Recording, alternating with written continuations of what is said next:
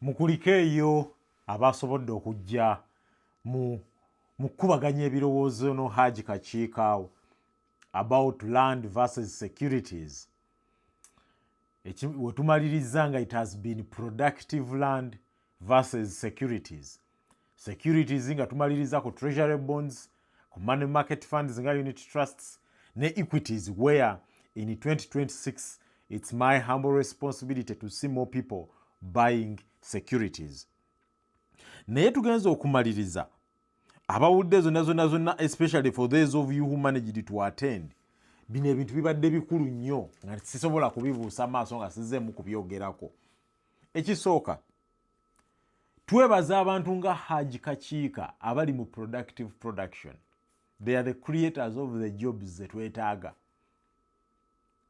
Era bwe mba njogera nnyo ku bintu nga securities, nga treasury bonds, nga equities and stock markets, corporate bonds, n'ebintu ebyenkola bwe bityo, sisobola keera nkya ne mbikompeyalinga na entrepreneurship na businesses. Sisobola keera nkya ne nkugamba nti treasury bonds are better than you doing business. Lwaki? One is a passive investment. One is an active business venture, an enterprise. Era omuntu yenna akikompeyalinga aba tategeera kikyayogerako. So the conversation was skewed so much nti omuntu yenna ajja nga ali with an enterprising mind, of course he will always go for the side of Honorable Hajji Kakiika. Omuntu yenna ajja with the side of an investment mindset will go for Kakande. Lwaki? Nti now ku mulembe gwe tuliko 2026 kugenda maaso, we are investing our money in the smart way. It doesn't matter what jobs we do. Hajji yagenze n'agamba, nasemendiza yagenze zengendo genda nga nondobamu wano nga njogera nga ndikodinga. Yagenze n'agamba nti alina emirimu 4. Naye tegimulemesa ye kuva ku mulimo gwe n'agenda ku faamu ye n'akola byakola. Ne ku Saturday asobola n'asibwa ku lunaku lwe ku faamu. Omuntu bw'otatulako wansi to recognize the privilege like that. Ekusobozesa okuba n'emirimu ne bwe guba mulimo gumu, naye nga gukusobozesa okuva w'okolera n'ogenda nakifuma ku faamu. It's a privilege. Bantu batono nnyo who even enjoy that privilege, by the way. Nze bwe mba njogera n'abantu from a business mindset, nja mugamba ng'onaakola business oyagala kufuuka Hajji Kakiika, sooka omanye ebintu ki ebimufudde Hajji oyo business gy'akolamu. Ekintu ekimu akulaze nti nno ayina obudde, to the extent possible nti ayina obudde, nti asobola okuva ku mulimu ku Lwokusatu n'avuga emmotoka ye n'agenda ennakifuma. Gwe omulimo gwo okola Monday paka Saturday. Okola Monday paka Saturday n'olwa Sunday oluwummulako buwummuzi kubeerako waka n'abaana waka. Naye singa era baggulawo ekibuga ojja kuyingira okole. Kati gwe bizinensi ya Hajji Kakiika, it's a weakness for you. Awo gwe jangu mu treasury bonds oba mu investment world eno ya smart investing. Tekitegeeza nti eno business, eno investing world egenda kusinga the enterprising world. No. Naye mba nkulazeeko nti togenda kufiirwa ssente singa omala gatwala ssente mu eri ensi. Lwaki? Nti otunuulira wansi n'ogamba nti omusajja ono, one of his greatest strength is nti wadde alina omulimu oguli fully employed, naye it's a flexible side of the job. Ekyo kimu. Ekyokubiri nti ekimufudde a very good enterprising farmer nti alina capital azitowa. Buli kyakola akikola ku economies of scale. Kyova olaba asobola okugamba n'agamba ye ekisinga okumusala zaali mmwanyi. So nga ate bantu bangi bosobola okutuza akugambe toyogera ku mmwanyi. That is active investments, active business. Niyo omuntu olina okubeera nga you have a mindset that can easily filter out things, n'olaba what can apply to you for you to start seeing how this debate can benefit you. Owulidde? Nti gwe ng'omuntu ssekinoomo bw'otuula wansi n'ogamba naye mulimo gwange gwe nnina mulimo ki? Nti ndi Dubai, nti ndi mu America, nti ndi Sweden, gw'olijjawo obudde obulambula entangawuzi zo, bw'omaliriza ogenda teekayo omuntu azikulimire, bw'onaateekayo omuntu azikulimire ogenda kufiirwa ssente nga Hajji bwe yafiirwa ssente mu mmwanyi, because abantu bali bazimulabirira. Tulina faamu namba ya eka 200 ey'emmwanyi, omwami tali mu Uganda, ziri Luweero awo, zimusumbuye okumala emyaka 7, era yejjusa lwaki yasimba emmwanyi, naye nga mu butuufu emmwanyi zifuna. Naye okuba talina budde n'omulimu gwakola gw'amaanyi nnyo, agugjamu sitayagala kuddayo kulima ku mmwanyi ze, amaliriza kumpi faamu ayagala gitunda butunzi. Gano ge mazima. Kati omuntu oyo omugamba singa wamanya your weakness, nti obutaba mu ggwanga, it cannot work in your favor okuzimba, okubuildinga the farm. Wandibadde singa wasinte wasiteeka mu Treasury Bonds, singa oli wala nnyo, because mu myaka 7 wandibadde wateeka biliyoni namba wavamu biliyoni kolimu biliyoni 3.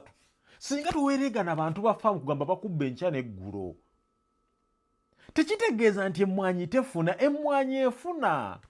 Tekitegeeza nti embuzi tezifuna, embuzi zifuna, Obedi azikozeemu ssente. Naye gwe obunafu bwo we buli tebukusobozesa to do that active business that can make you successful in it, ng'oli gwe weegomba ye bw'akikoze. Eyabadde ensonga nkulu nnyo. Ensonga ey'okubiri tugenda zigiragiramu wano mpolampola, naziwandiisa. Ensonga ey'okubiri, Hajji ayimiridde ku mazima akugamba nti abantu abagula ettaka baako ky'olikozesa. Now, it's a very good and strong statement. To the extent possible, it sounds like it's a motivating statement.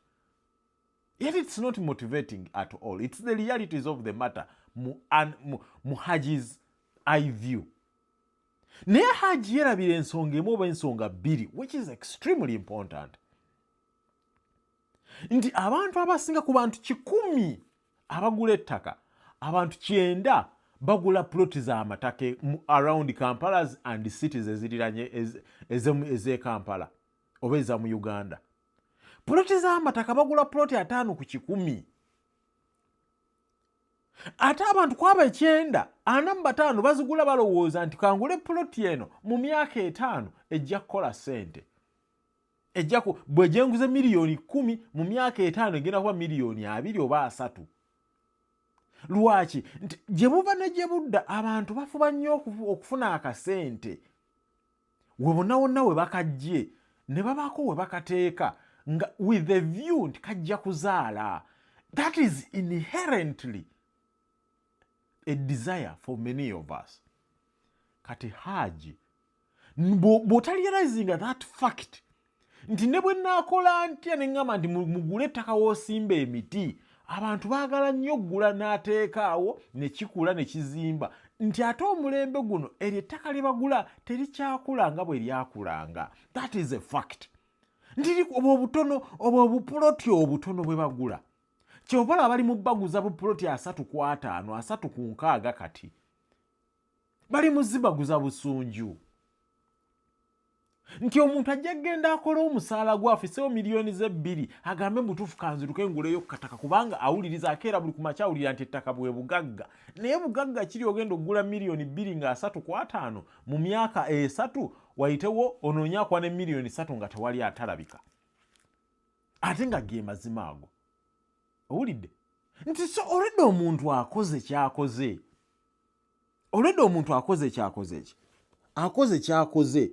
Nti waliwo omukulu yageze n'abuuza, neggwe kakande okugamba abantu bakwate ssente baziteeke mu Treasury Bond, ssente bazijjawa?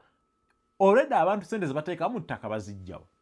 Olwedde abantu ssente ze bateeka mu bulimi bazijjawa? Nti abantu bajja ssente mirundi 3. Omuntu abantu tulina emirimu gye tukola. Bwe naaba nkoze ke naafisangawo buli mwezi, ke tugamba okukola investments, bulijjo abantu kye bakola biri bintu 2 oba 3. Bw'otarealizing these facts, omaliriza you are wrongly diagnosing the problem. Okusoomozebwa Hajji n'abantu nga ba Hajji kwe balina, they are misdiagnosing the problem. nti abantu bulijjo bakwata akasente kaabwe ne bakasevinga n'akateeka ku akawunti okumala emyaka 2 oba 3 ne wayitawo emyaka 3 ne kawera n'agenda n'agula akaploti k'ettaka n'akatereka n'awayitawo emyaka 5 n'anoonya gw'akaguza. Kati nze oyo omuntu ne mmugamba sente ezo zobadde oteeka obutesi ku akawunti toziteeka ku akawunti, ziteeke mu unity trust oziteeke mu treasury bond zikule. Bwe zinaakula bw'olinawo emyaka 4 genda okole ekyo ky'obadde oyagala okukola. Abantu abasinga ekiruubirirwa kyaffe kuzimba nju. Awo nze neteekawo caveat endala ne nkugamba nti experience ebaddewo ate naawe okirabyeko. Abantu abazimba enju bagizimba basonda nsonde nti n'azimba enju okumala emyaka 6-7 nti kati gwe be wiser enough gwe tosonda nsonde gwe enju gikuze nti otya gino emyaka 7 oli gye yamala ng'azimba gwe ezo sente zimale ng'ozinvestinga. Ezo sente zimale zirete mu treasury bond. Ekiruubirirwa kyo kiwandiike very clear nti njagala kuzimba nju, nti mu myaka 10 okuva kati nina okuba n'amaka gange, nti mu myaka 10 okuva kati nina okubeera ne faamu yange. Nkati nkoze eki? Kati kankwate sente buli mwezi emitwalo 3 gyenfissa ngulenga treasury bond buli mwezi omwaka ze $3 mu $3 3,600,000. Wanaagenda oyita emyaka 10 nga nina miliyoni zange 8. Awo nja genda ebusukuma ngula akaploti kange miliyoni zange 2 nguleko n'enju oba enju gye nguze. Lwaki? Okuzizza gino miliyoni 8 z'onaatwala okugula enju ezo ziriko miliyoni 5.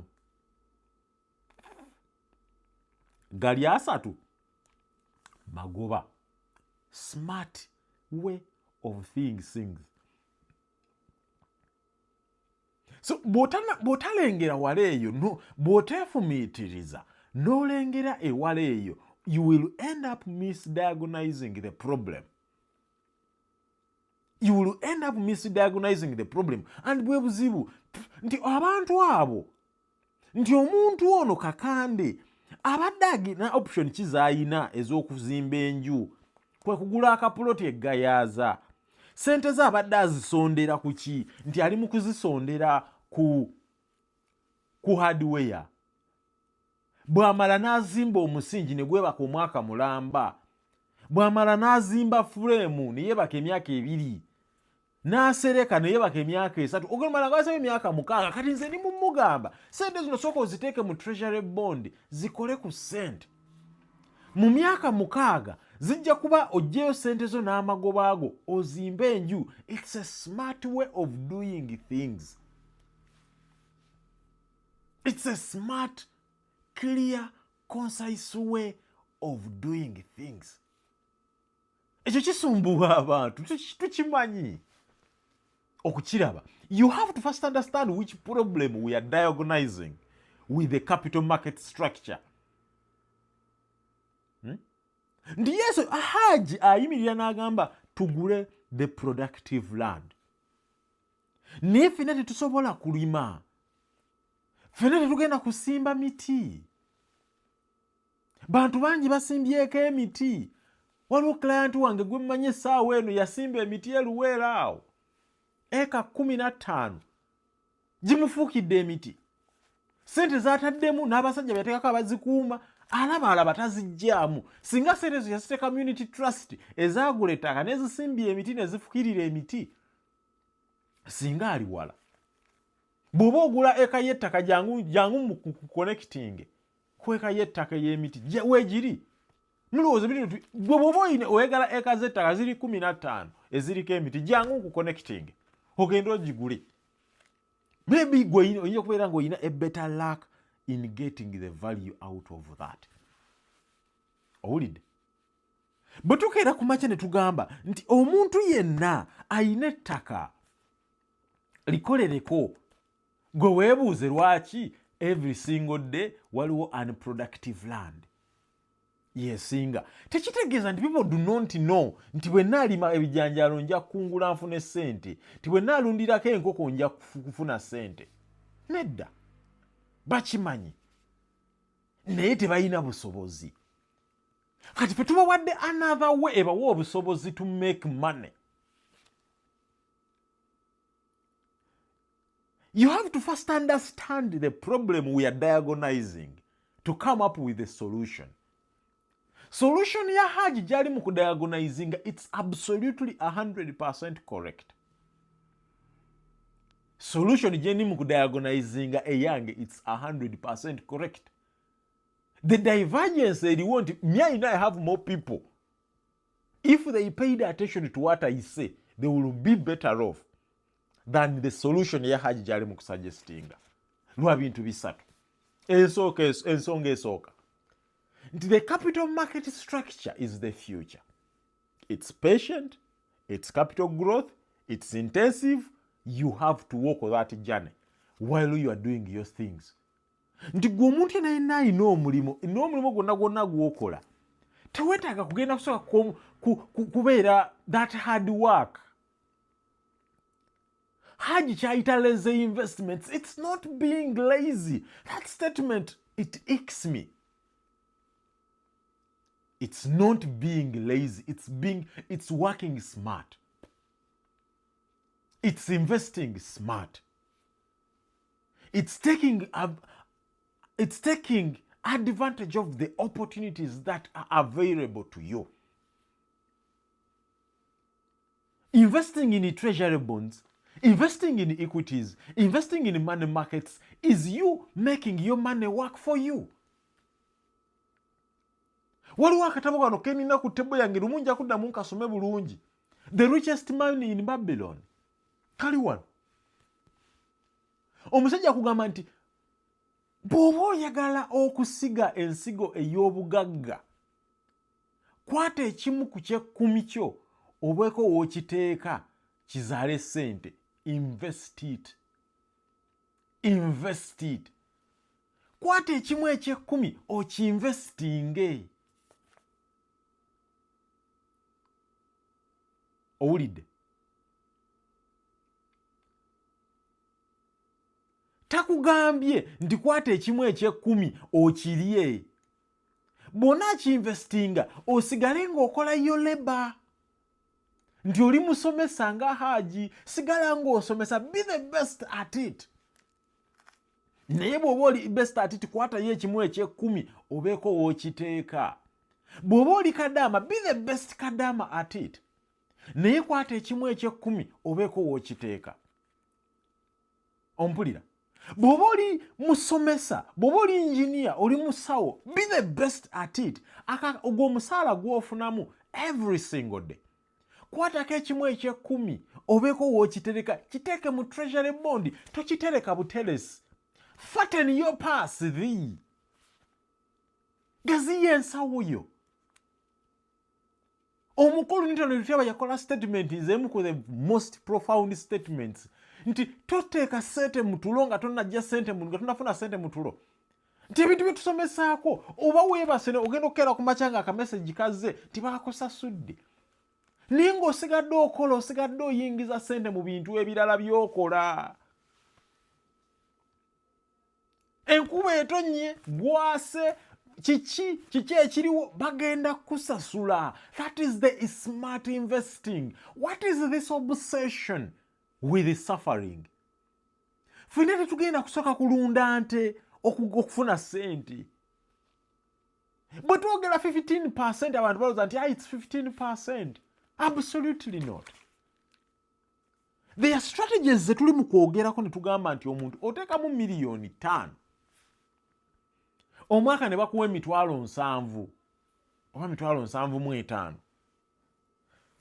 Naye ebirooto byo by'amaanyi. Gino emitwalo 7 zizzeemu. In the richest man in Babylon, bakyogerako the power of compounding. It's the 8th wonder of the world. Many of us who are in finance, many of us who are in the investment world, ekintu kino we have to preach it so much so nti onomwana omuto atandika okutambulira waawo ng'agamba compounding is the 8th wonder of the world. Nti bw'ozzaamu gino emitwalo 7 omwaka oguddako bagenda kukuwa emitwalo 7 na gino 7 gikuweeyo emitwalo 10 awo ofunye emitwalo 8. eyo tekyali 15% oyingidde 17%. Gino emitwalo 8 gizeemu. Omwaka ogwokusatu bagenda kuwa emitwalo 7. Giri emitwalo 7 gye wasooka ofuna gikuwe miliyoni emitwalo 10. Gino emitwalo 8 gye wafuna omwaka ogwokubiri gikuwe miliyoni emitwalo 15. Olabye sente z'ofunye? Ofunye 7, ofunye 10, ofunye ne 15. Awo ze sente mmeka ze miliyoni emitwalo 9.5. Awo oyingidde 20% return mwaka ogwokusatu. Gino 9.5 zizeemu. Oluli mwaka gwakusatu zizeemu, plow it back. You must do this consistently for a minimum of 5 years. Bw'ozaamu zino emitwalo 9.5, omwaka ogwokuna miliyoni 5 zewasookamu zikuwa miliyoni emitwalo 7. Omwaka ogwokubiri, omwaka ogwasooka wafuna emitwalo 7 ne gikuwa emitwalo 10. Omwaka ogwokubiri w'ekinaana kikuwa emitwalo gyo 15. Ekinaana omwaka ogwokusatu emitwalo 9.5 ne gikuwa emitwalo gyo 2. Ezo sente meka z'ofunye? Mitwalo 7, mitwalo 10, mitwalo 15, ezo 9.5 n'emitwalo 2 ke kakadde kamu emitwalo 5. Olwo oli mukati mu 23% return. Mu mwaka ogwokutaano oba oyingidde 25% return nga yo capital growth olwo oli mu bukadde 8.9 naye nga watandikira ku bukadde buno obutaano. Kati nze ngenda kufuna 30% return mu myaka 5 kweno miliyoni 5 zentadde wano. Gungamba otya nti nno nina osooka kulunda nkoko okufuna sente ezo? Gwe weerabidde ezo 25% return gyenfunye by playing the compounding game. Mu myaka 5 nja kuba nkompitinga nawe return gy'ofuna mu business yo. The only difference is nze namanya what is most important and I knew the journey and I was willing to walk that journey. I was willing to walk that journey with the capital market structure. Owulidde nti mu myaka 5 ndabulinze sente zange capital wange. Omwaka oguddako mu myaka 5 from mu myaka 5 ku myaka 10 it's the smoothest because it's compounding at an exponential rate. Eyali avufuna emitwalo 7 katofuna kamwana kamu 5 ogenda oyingira mu mwaka ogw'okumi nga your return on investment on your original investment is almost 70%, 80%. Kati gwe omuvubuka bw'otayiga kintu kino, you are defeating, you are cheating yourself to the maximum. Kyobulaba omuvubuka ennyo bw'ajja n'atayiga bintu bino, for a moment just learn, even if you don't apply it. Tekikulemesa kugenda kulima kasooli bw'oba oli mulungi ng'osobola omulima. Tekikulemesa kugenda kunoonya mirimu. Lwaki? Kino ekintu kye tuli mu kukuyigiriza, it's a smart way of making money. You do not in any single day should it stop you from pursuing your life goals. Kakande ebintu byenkola nkyabikola. Business zange ndi muzisettinga up. Foundations ndi muzikola. Emirimu gy'abakama bange ndi mugikola. I come to the internet as a way of refreshing my mind and relaxing because the job I do, it's extremely demanding. Owulidde eyo badde ensonga nkulu nnyo okulaga abantu nti that productive land, it's a good concept. Naye abantu abasinga eyo si gye tuli. Abantu abasinga amataka ge bagula gegana amataka g'okubojjerera obubojjerezi, amataka ga zeedi tegabakoledde ssente. Ate bodda mu rentals ate ezo nfu nnyo. But tetwazogeddeko so sijja zigendamu. Hajji yagenze n'akola statement eyabaddewo n'agamba inflation. N'agamba basket of goods zibasookamu ye food inflation, which is absolutely 100%. N'agamba ye is the contributor and the protector of inflation. Hajji singa abalimi bokka be bali batakosebwa inflation, singa Uganda terina inflation, because Uganda it's an agricultural nation. It's an agricultural nation. is nabagamba abanange we misdiagonalize inflation, which is extremely painful, because bw'otategere kinu nga what inflation is, okunabuka kwa sente, ojja malirizayo solutions you are getting to tezikukolera kyoyagala kukola. Ekintu ekisooka, the core inflation eya food and securities olina kugamba nti bwebanga ettooke lyetu lyewaka nga family lya miliyoni, nali mbadde mu mwezi twetaaga $30,000, banayitawo omwaka gumu twetaaga $34,000, omulimu gwo gwa kugamba $34,000 nja kugijjawa, kubanga mu inflation emmere gye tuli ewaka yeeyongeddemu $3,000. Nze we mankoza smart investment mindset nga nfuna wenateeka miliyoni yange emu nzijjawo amagoba ga mitwalo gyange 15, inflation yo ne bwerinnya up to 5% emmere yo nja gigula, tegenda kunnemesa. Lwaki? Wenfuna amagoba ga 15%, eno 5% gyeyongeddemu mu mmere yo temmenya, nsigazaawo 10% real return. Inflation bwe ngenda okugula amata ga Hajji tagenda kumbuuza gwe ssebo sente zo wazijjeewa mu Treasury Bonds oba wazijje mu bizinensi oba wazijje mu mbizzi. Akugamba nti ekikopo kyange ekyamata nkyagala $1,000,000, nkyagala $100,000 n'omusasula $1,000. Kati gwe omulimo gwo gwakugamba nti sente ezinaagula amata g'abaana bange emyaka 2 mu maaso, kambeeko wano wenziteeka, nja kujjayo sente zange ze neetaaga.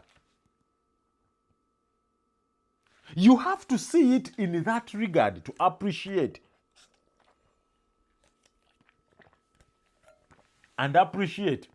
kyetugezaako okuzimba. Eyo badde ensonga nkulu nnyo. Inflation, nti sente alime emmere takosebwa inflation.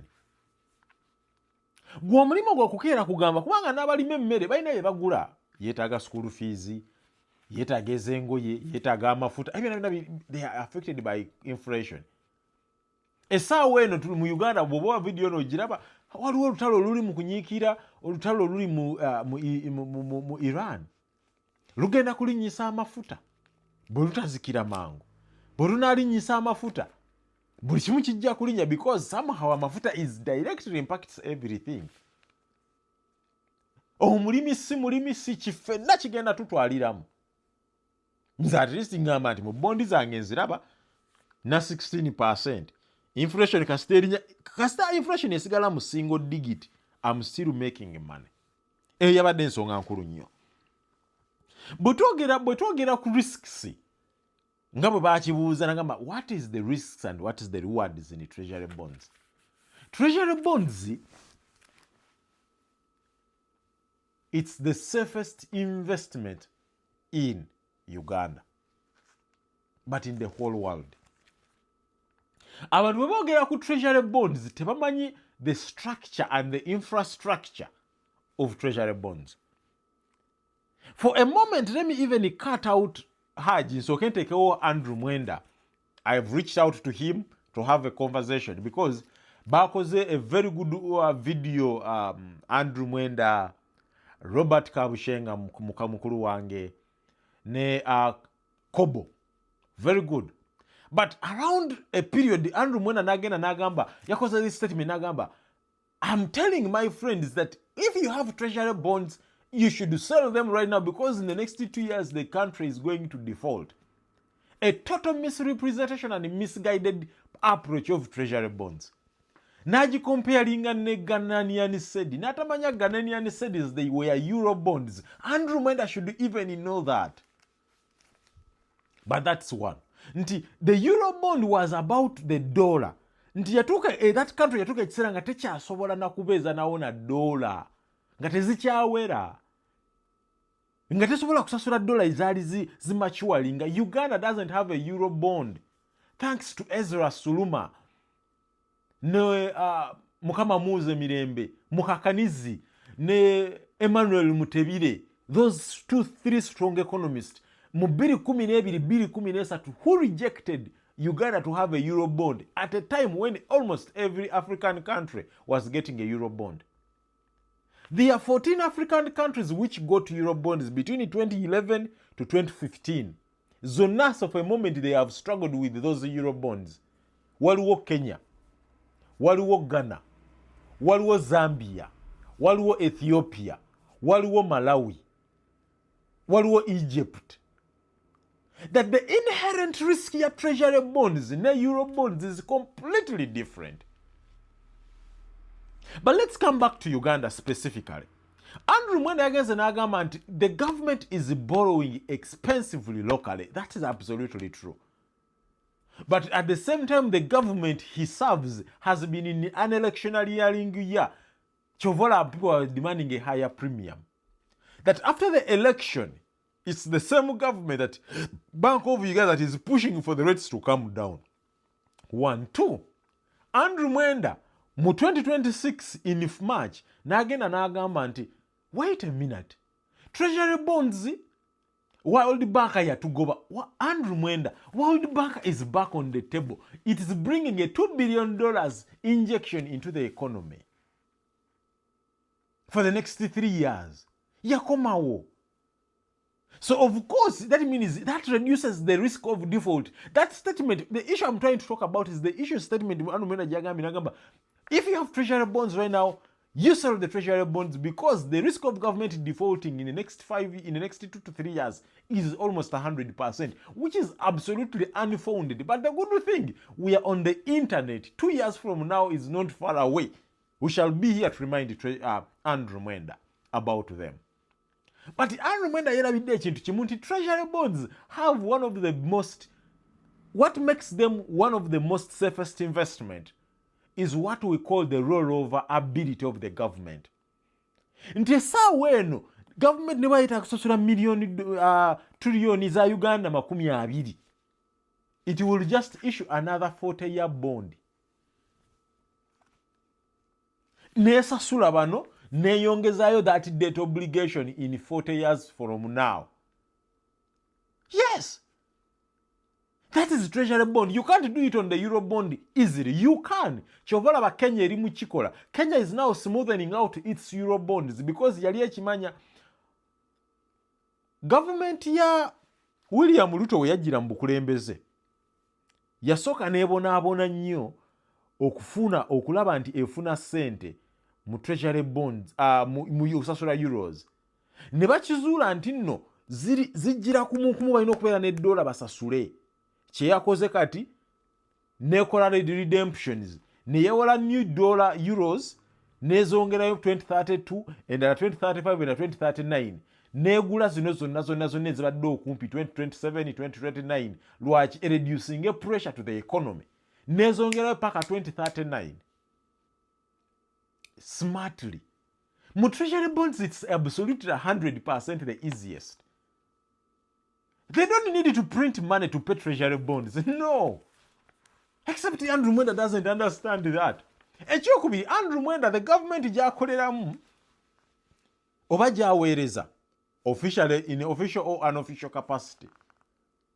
Our taxes are so low, nga bwe yakyogeddeko, to afford to make sure the government can meet every single obligation, even without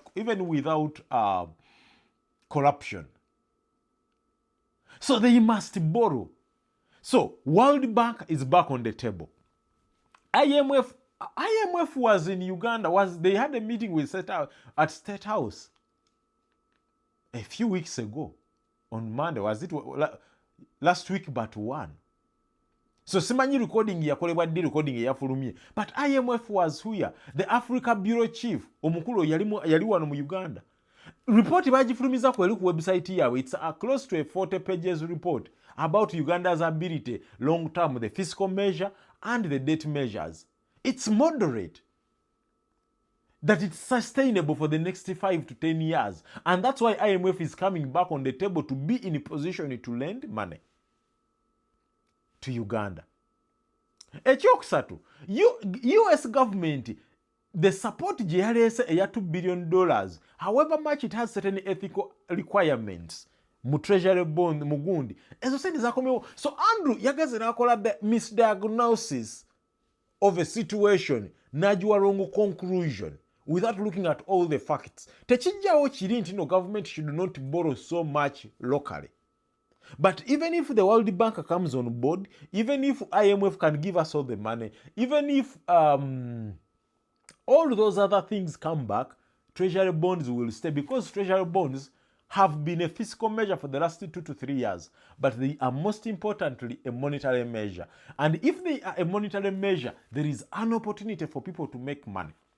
So anyone who listened to that point, please do not panic. I've just combining it with Hajji Kakiika's because it was extremely important for me to talk about the risks and the rewards as a Treasury bonds.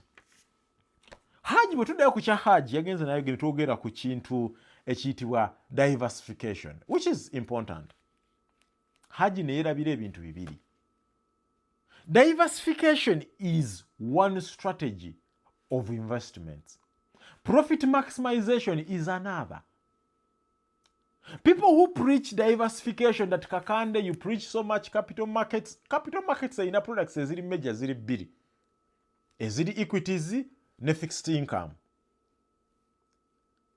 Yes, they are majorly two. Money market funds, unit trusts, they fall under fixed income, which is treasury bonds, which is corporate bonds, which is sukuku bonds, infrastructure bonds, all bonds twala tugende. Naye diversification is one strategy of investments. Do you know what another strategy is? Profit maximization. Bw'aba omuntu ng'ategedde, for them they are going to pursue an investment-led mindset. Lwaki ng'afuna 15-16% minimum mu treasury bond, nga bwa compounding agenda yingira 25%. Why should I tell them to go diversify mu mataka gagenda ofuna 4-5%? It makes an absolute sense. Of course it's a good strategy. I'm not saying it's not a strategy for someone to pursue. I'm just saying it makes no sense for you to pursue it as the absolute truth. Lwaki, there are better strategies you can take on.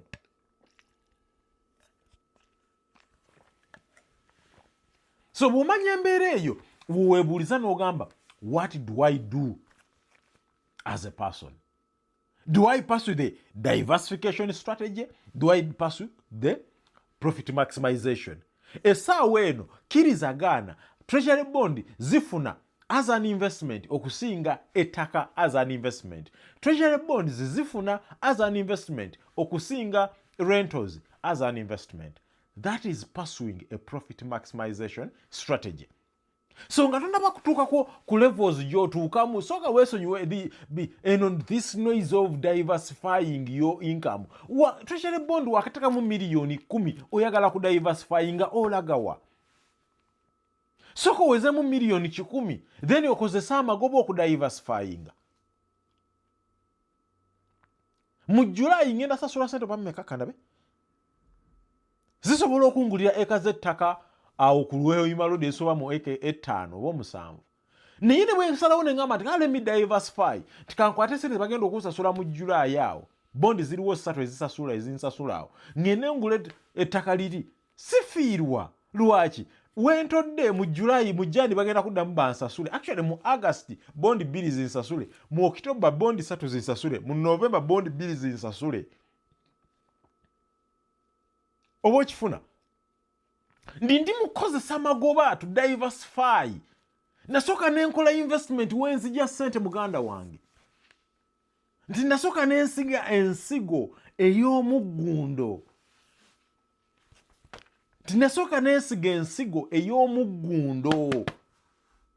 So nga tonnaba kuwuliriza gwe diversifying gwe omuvubuka omuto, sooka oteeke mu kintu ekicompounding at a faster rate. Bw'oba oli muggundu mulungi mu business nkuwagira nnyo. Waliwo omuvubuka wano namala nakizuula jjo juzi nti omuvubuka oyo lwaki mugezi nti yakola statistics. He is thinking. Abantu abakola mathematics and statistics, our thinking levels to understand complex situations and breaking them down in a simplified manner, in compartmentalized manner, is one of the very best. Some of the things I'm inherently intelligent thanks to my mom and my dad. N'emisomo gye nayitamu, that mathematical concept, the real, batwagitanga concept, twagitanga real analysis, breaking things down in the simplest components, then bringing them back together. olina okubeera nga wakolako x dy y z n'okola formula emu 2 3 and you can think nti bwenva wano nzira kweno neva wano nzira n'okibuildinga n'omala n'okizimbulukusa n'okigatta okutegeera ebintu bino.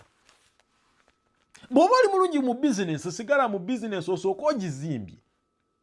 Sooka ogizimbe togijjaamu ssente mb'odiversifyinga mu bizinesi egenda gwa. Of course esobola okugwa. Naye tebonajjamu ssente mangi ogenda gigwisa mangu. Naye bw'oba oli mubi mu bizinesi nga bwe ngamba abantu abasinga bwe tuli, jangu wano teeka ssente mu Treasury Bonds ziwe emyaka 5 myaka 7. Otukeke ekiseera nga amagoba gojjawo buli myezi 6 ze miliyoni 2. Ezo miliyoni 2 ogenda ozidiversifying. Nti ne bw'ozitadde bwe zifa ebintu byateekamu bya myaka 2 bigenda siga bikuwa miliyoni 2 3 buli myezi 6. Tolina kyofiirwa nnyo. Yesu zijja kuluma naye togenda keera awo gabe bannange nfiiriddwa nnyo. Lwaki? Nti wateekawo ewava omukululo. Wasiga ensigo semasigo. Wafukirira ennyingi zaayo mu ngeri esinga. You must see beyond that. Okutegeera kye twogerako. This is not a get quick rich scheme. Absolutely not. Our type of investment is not a get quick. So okutegeera ekintu ekyo, that diversification, it's not wrong. It's one strategy of investing. It's not the only way. There are people who have chosen to maximize profits whatsoever. Nina client wange omu mulungi nnyo. Era message eno bw'anaasobola ojjula bana bagiwulidde ajja mutumiddeko nnyo. Mu myaka 3 emabega wa myaka 4 nga ntandika butandisa okuwandika ku bintu bino, twatula twogera ne mugamba twamala kumpi for like 3 months njagala oyingire Treasury Bonds. Ndi Alex naye bino nga bikola wano mbadde nkola ne njagala oyingire sente z'olina zijja tukukolera. Naye Alex njagala ogula emmotoka eno nga lindako soko otukeko kino ne tutandika. Juzi yampadde ebimuli byange nanga nti omuvubuka ono yandage ekkubo ne mwesiga ne tutambula olugendo. Kati sente zajja mu Treasury Bonds ne bw'ataddamu kubaako kyakola yadde naaka. Sirowooza nti aliddamu okubulwa ekyokulya oba okuteeka sente mu mafuta mu gazola ye. Abamu bayizo benayogera nnyo ebintu ebisinga bayizo omutegeera kati kambibbemu naye kyenkakasa sente wajja wafukola. Tulipo bayagala genda Dubai buli mwezi asobola. Oba Santorini asobola. Buli mwezi nga sente azijja wano wafuna amagoba age. Muwala muto. Okay, si muwala. Si muto sijja gamba ndi muno naye oba mukifuna. Nina mukama wange omu omulala. Myaka 2 nga twatula wansi ne tubuildinga namugamba naga Alex nsobola ota miliyoni 15 buli myezi 6. Nti kale byakola nti kale ndi kintu kino njagala nkikolera emyaka 3. Emyaka 3 nga tutaddemu biliyoni namba twakagendako emyaka 2 twakateekamu miliyoni 65. Ne miliyoni 65 omuwa miliyoni kumpi 8 ku 9 buli mwaka. Naye namugamba tojjaamu yadde 10 tulina omumalayo kati guno 226 gutugenda okutambula. Atekemu biliyoni yadde yakola ebintu ebirala. Kati then andekere nzimbe buzimbi. Mu myaka 5 mukubire nti olina biliyoni 2, mu myaka 10 mukubire nti olina miliyoni $1 n'ekitundu. Olabo balidde emabega batajja kudda mabega. So abantu abagoba profit maximization si bakyamu. Tekitegeeza nawe diversifying nti oli mukyamu. No. We are just choosing to pursue different investment strategies. Netudda ku smart investments. Hajji yagenze nakola statement najogedde ku alina inagagamba nti no, we are not lazy. Abantu abakadde balemeddwa okutegeera enkola empya. Enkola empya nti abana enkola eri ey'okubonaabona fera tetugenda kulunda. Bwe ngamba nti bannange kali gwe genda olunde enkokozo owunye kalimbwewo nze ka investinge.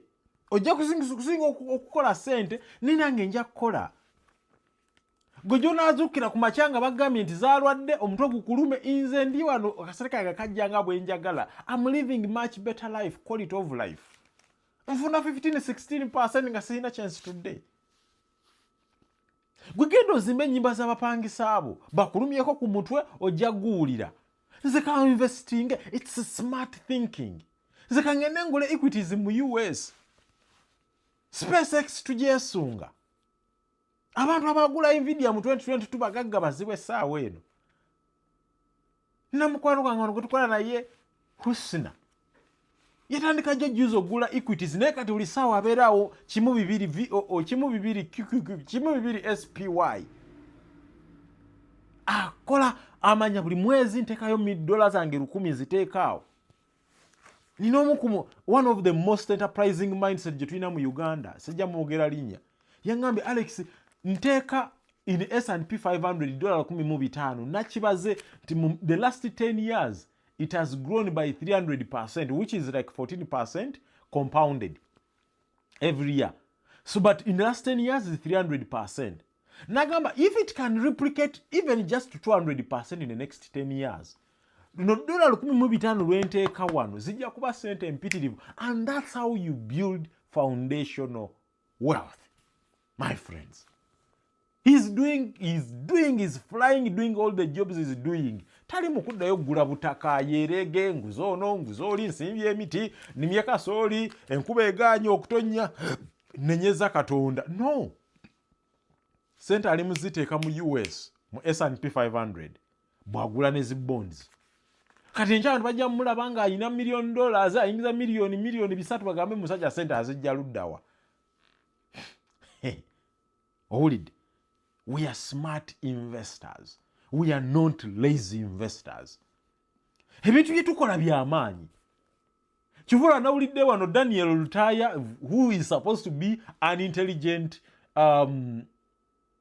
journalist. Ngabuza kakande ayogere sente ziyateekayo mu Treasury Bond yazijjawa. Seriously? Is that a real question we should be discussing right now? Omusajja akulaze, he's a professional. I've been employed for I'm making 10 years of gainful employment. I've used my salary, however small or big it is, productively. That I've created a second source of income. Kyetuli mu kuyigiriza abantu, the smart way, the discipline. Finance is not about the numbers. I teach less about the numbers actually lately. I teach less about the numbers. I teach more about the things that matter the most. I teach more about the things that matter the most. Like understanding it, have a budget, have a plan, have a dream. Go after it with everything you have, with every single might you have.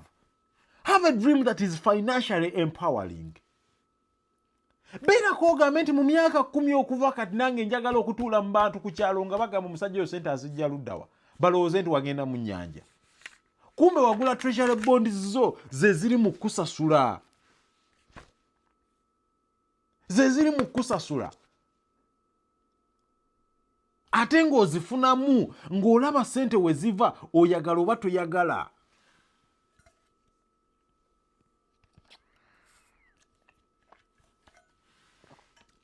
Oyagala oba tokola ki? Oba toyagala. Finance is about behavior. It's about long-term view. It's about walking the journey. It's about compounding. Ebyo bintu bw'obizza ebbali, of course you can easily think that doing okulima kwe kusinga okufuna. Tekitegeeza nti tekujja kufuna naye if you do not understand the SWOT analysis, if you do not understand the money mindset gye tuli mu kubuildinga, ojja kumaliriza weevumensi. Ojja kumaliriza olowooza bintu tebifuna naye nga bifuna. Ate nga bifuna kiralo. Ate nga bifuna kiralo muganda wange. So kwata sente zo ziteeka mu Treasury Bond, but bana ensonga lwaki oziteekamu. Bw'onajja omuwaalu nga toyina lwansi tomanyi nansonga, you cannot define that reason lwaki oziteekamu. Ojja maliriza oweevumya ebintu by'ozzeemu. Hajji yagambye nti abantu bateeka ssente mu treasury board bazimaliza bazitunze. Wavaayo omuntu bw'ofuna ekizibu nga ky'amaanyi ne bw'oba oyina nnimiro ya kasooli ojja gitunda nga tennakula nga yakava mu ttaka abantu emubende bamutunda. Bw'onaafuna ekizibu wavaayi ne bw'oba oyina nju nga kijja gitwala enju ate enju mmeka ze tulaba ze batunda buli enkya n'eggulo. Puloti mmeka ze bateeka omuntu kanaga bannange I need money urgently. At least nze manyi mu treasury bonds you are not going to make a 10% loss.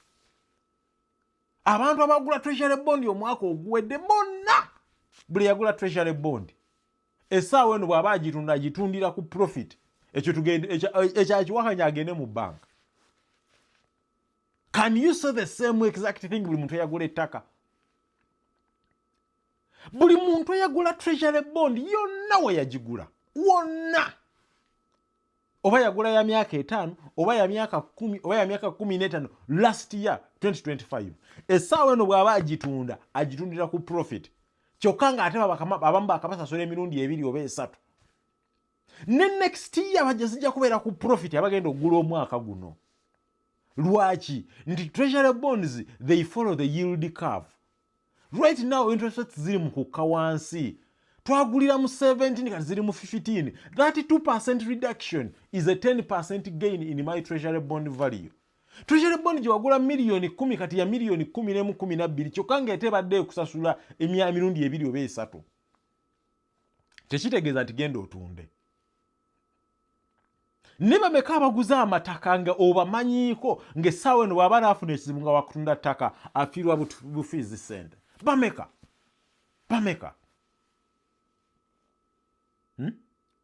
Bino tubyogere in the seriousness of the matter. Bameka. Gwampuliriza essaawa eno weebuuza ogambe bantu bameka bemmanyi abaguze ku mataka ng'essaawa eno mu butuufu bw'aba waakulitunda alitundira ku loss. On average mu Uganda's treasury bonds it's always between a 12 to 18 month period where nga omuntu alina bond value yayo eri ku loss. 1 during election periods rates rezirinnya. Naye na rates rezirinnya nkugamba totunda gula buguzi. Yongera ogula because they are cheap. Buy that dip oyongereko. A few years later you'll even thank me later. Kyovala buli muntu eyampuliriza nnyo mu 2025 n'agula treasury bonds essaawa eno bali mu ssente. Rose nkutumiddeko nnyo e Masaka awo. Nkyala yajja naga Alex teri kye sikoze. Okulima nkukoze, obusubuzi mbukoze, Kisa nkutumiddeko. Kisa naye yaŋŋamba naga nti sentence kozeemu mu byokuwola wano mbikooye. Kati kanyingireko ewo nange mpumule sente zange zinkolereko. Ne mugamba jjangu tutandike nameka nampa 3 ne tuteekayo. Ali mu kulya yayongerayo n'okwongerako ennaku zino takyambuuzaako. Naye yamanya nti the smart way of making money. Finance is behavior. Finance is long term. Tutula wansi n'omuntu omukyala wa myaka 65 n'akugamba Alex nkimanyi nkyalina myaka maybe myaka 2 kintu kyoyogerako singa nali nkimanyi emyaka 2 emabega myaka 3 singa ndi wala. Ebiri bino tubyogerako ne mwama singa nali n'obusobozi okubyogerako mu 95 nga nina emyaka 3 muzeeyi wange oba maama n'abaako ebintu byakola ngeri nga kati. Singa baabimanya nga bakyali bavubuka osanga singa life would have been different. Kati gwofunye omukisa okumanya smart way of doing money. Ofunye omukisa ogwo paka akasente ke weterekera for the future, for the long term. Owulidde? Baka akasente ke weterekera. Invest for long term.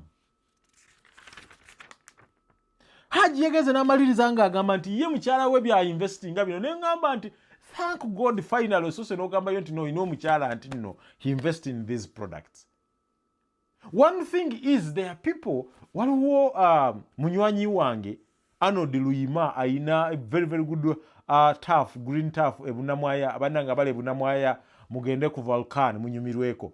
Ye akugamba Alex me I love volatility, I love risk. Era ye enterprises zonna zakola zirina that thrill. He understands the ability that can lose money. but he also enjoys that freedom to go after the impossibles. Now ku bantu 10 babiri be basobola okubeera nga Luyima, abasigadde mugenda kubeera kati ne Hajji kamuteeke mu Luyima, abasigadde mugenda kubeera nga Hajji's wife. You are going to play it safe, you are going to invest safe. Bali ababiri basatu mubaleke babere enterprising, and we must develop our capital markets in such a way that it funds the other 3 people. The other 3 people must, 2 to 3 people must succeed, as the other 7 we do a collective pooling of capital and we invest in their ventures. Anyone who doesn't see the vision of that, they are short-sighted. They do not see where the world is going. In the US is successful. It has so many billionaires who are entrepreneurs. But it has many, many more millionaires in dollar terms who are investors. So if I'm crafting a path forward for anyone, I will tell you, you have a higher chance of becoming a millionaire in dollar terms as an investor than you have to becoming a billionaire in dollar terms as an entrepreneur.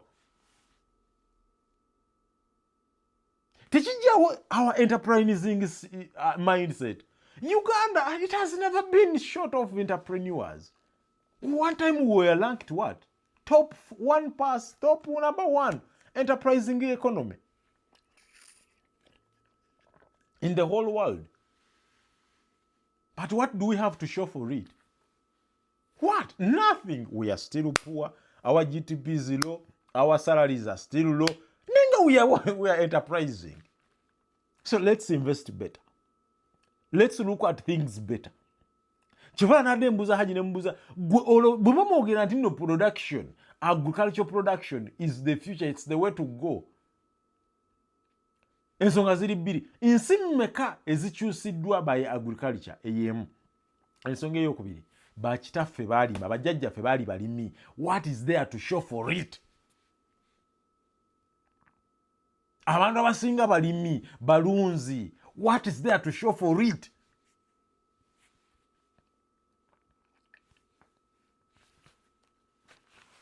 Ensonga zino zikalubamu. Naye nga mmaliriza, live tujja giddamu, we shall do it this time a little bit better. Tekujja anyafuna Hajji, tujja kubeerako moderator. Omuntu omuwe dakiika ze 10 n'ayogera nange ne muwe dakiika zange 10. Hajji Professor Newton munoonya. Hajji Kakiika ne tugenda mufuna. Bonna abantu abalina the leading voices about finance. Tugambe buli mwezi debate tukube abantu bayige ebintu bino. Now it's not a contestation of ideas, it's a contestation, or it's not a contestation of personalities, it's a contestation of ideas. Nti omwezi gubeera olunaku bwe luti antutuule. Ovaawo ngo either muntu aiza nakati kangenda lino. The good thing at the end of the day, it's all about making money. It's all about making people better. It's all about making people to see the world in a much better position. It has nothing, it's not to impress people. I cannot start coming here and nkulaga nti banange nkyali muvubuka muto. Sikaso akudana ninja nenga nti banange bondi zange zizino, munuka ngi yino. I'm here to impress upon you. Chovola abantu nga ba administrator kitu kino kibasumbua. Ajja nabuuza tulageewo bondi mugamba nkulage ngani. Gwe tula mu mukyenjogedde ogambe kiriwa ekikyamu. Challenge me on the merits and the demerits of my position.